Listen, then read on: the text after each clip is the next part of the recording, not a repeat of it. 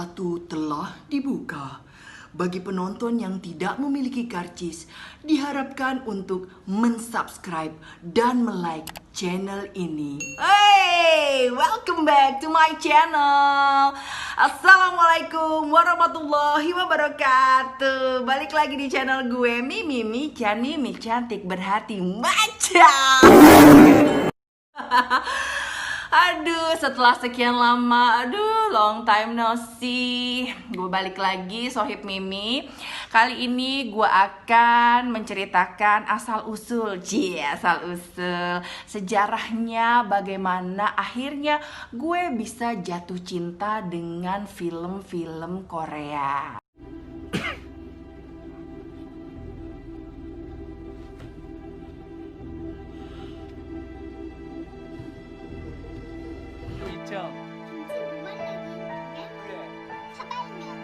존재 이유는 뭐냐?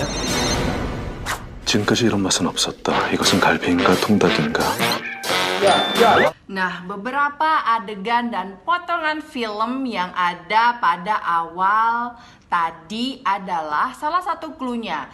Gue akan membahas film-film yang dibintangi oleh Ryu Seung Ryong. Mudah-mudahan gue gak salah nih nyebutin namanya, Ryu Seung Ryong. Yang selanjutnya gue akan panggil Ryu aja. Asik, so akrab.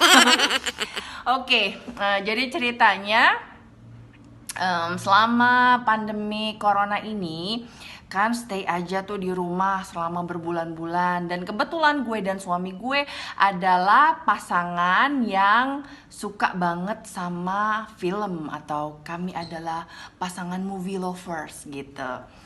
Dan pada suatu ketika kita kehabisan stok film Hollywood dan film Indonesia.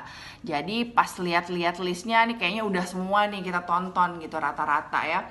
Jadi laki gue awalnya tuh punya ide, gimana kalau kita nonton film Korea, gimana katanya gitu kan.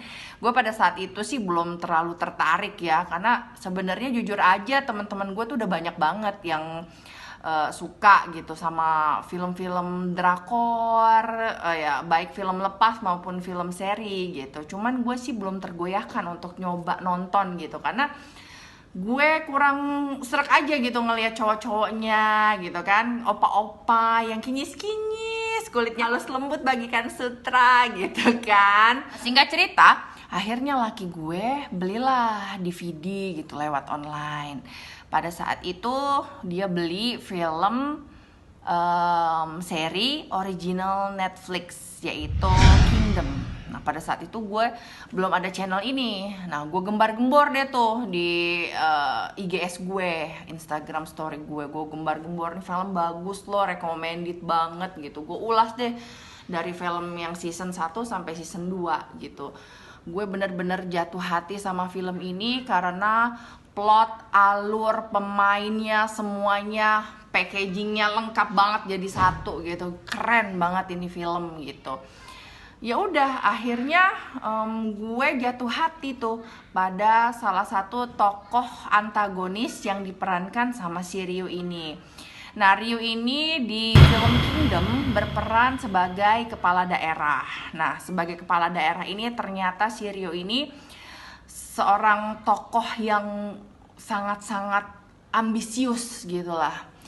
Yang pada dasarnya dia tuh kepengen banget merebut kekuasaan si raja gitu. Di sini tuh dia memerankan tokohnya dengan sangat baik. Gue kebawa banget loh pada saat dia tuh spoiler dikit ya. Dia jedotin kepala menteri-menteri yang ada di kerajaan itu. Salah satu menteri yang dia jedotin wah gila, di situ gue kesel banget sama dia, jahat banget sih nih orang.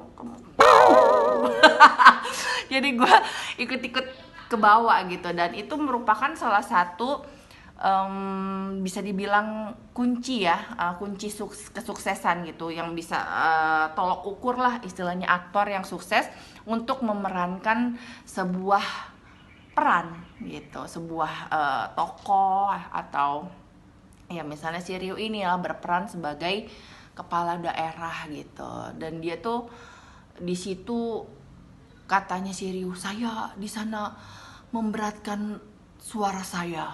Diberatkan maksudnya seperti ini. 대역죄인과 뜻을 같이 한 그들 역시 대역죄인.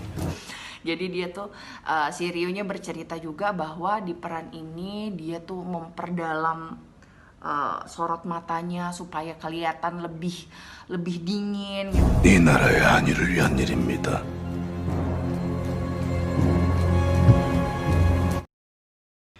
Ryu Seung-gyong berperan sebagai Chok Hak-ju dalam film Kingdom, merupakan sosok paling berkuasa setelah Raja Lee Jae-sung. Dia mengincar kekuasaan melebihi raja dengan menikahkan putri sematawayangnya dengan raja.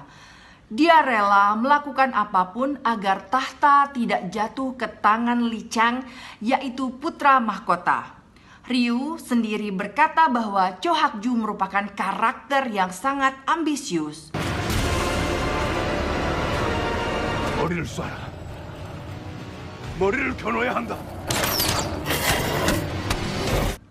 Nah, di sini Ryu berperan sebagai seorang ayah yang berketerbelakangan mental yang bernama Lee Yong-gu. Nah, dia tuh bekerja sebagai tukang parkir, tapi gimana caranya si ayah yang berketerbelakangan mental ini ingin membahagiakan putri satu-satunya yang sangat dia cintai.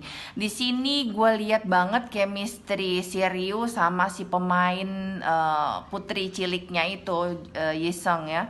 Ya ampun, di situ chemistry-nya kuat banget. Terus pada saat adegan dimana si ayahnya ini mau dipisahkan dari putrinya karena harus menjalani hukuman mati. Ih gila, di situ gila banget, gue bercucuran air mata.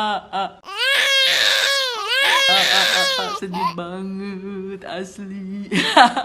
Beneran, tapi gue nggak bohong. Di situ tuh kita seolah-olah dibawa masuk ke dalam ceritanya gitu. Bener-bener waktu awal-awal tuh yang mengisahkan kedekatan antara ayah dan si anak ini kayak bener-bener di dunia nyata gitu.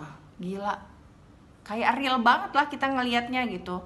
Ada ayah sama anak yang mengalami keterbelakangan mental tapi punya hubungan yang kuat banget gitu, ikatan batin yang kuat sama anaknya gitu. Suatu ketika si ayah ini difitnah, bahwa si ayah ini dituduh membunuh, terus si anak sendirian, awalnya sempat dititipin di panti asuhan. Gila, itu ngena banget sih menurut gue. Aktingnya total di situ. Jadi figur ayah yang agak-agak cacat mental gitu ya, itu benar-benar kena. Dan di scene yang waktu itu si Ryu itu menjalani hukuman mati, di situ dia berpisah sama ayahnya, terus dia sempat dibawa kan sama salah satu sipir. Itu dia balik lagi lari ke putrinya, terus pelukan, tangis-tangisan. Di situ sih nangis banget, parah. Sedih banget ceritanya. Dan di situ gue mulai lagi nyari referensi film yang dibintangi sama si Ryu ini.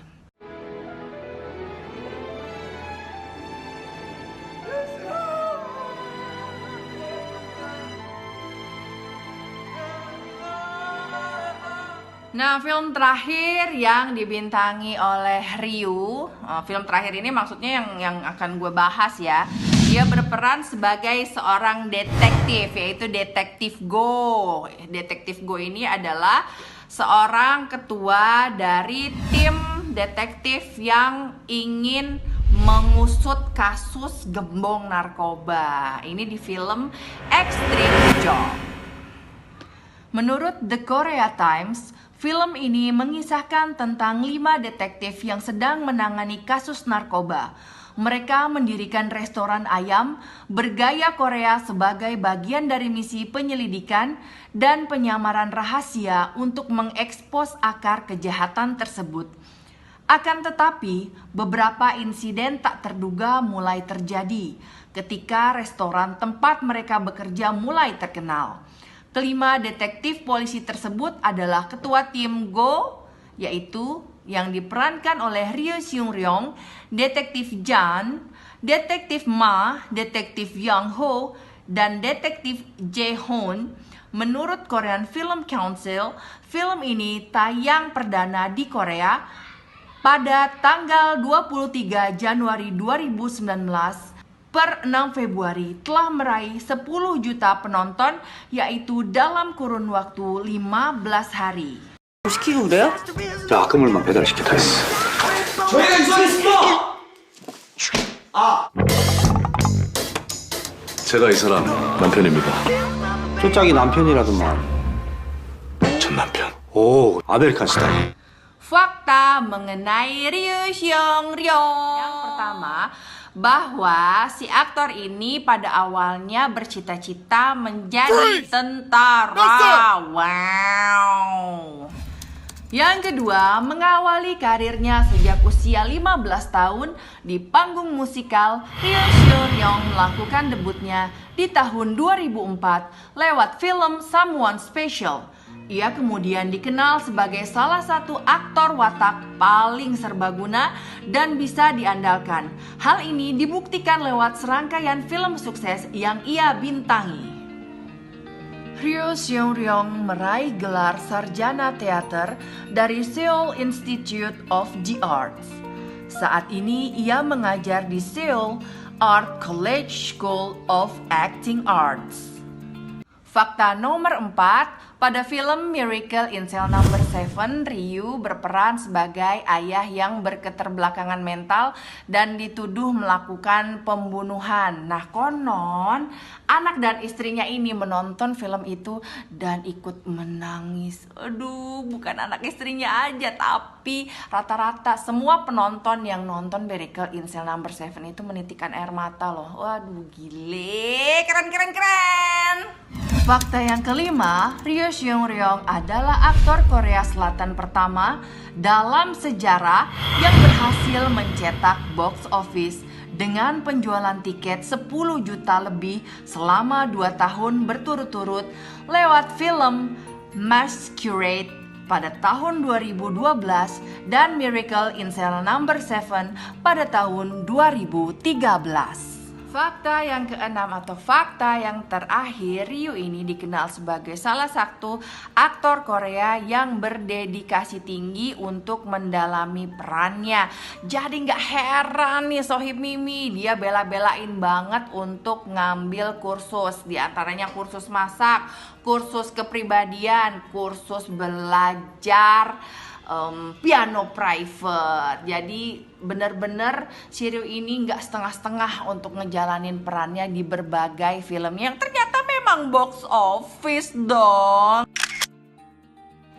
Oke Sohib Mimi, itu tadi beberapa fakta yang menarik tentang aktor Korea yang sudah ciamik banget dalam membintangi beberapa film yang ternyata sangat sukses dan masuk box office di Korea Selatan.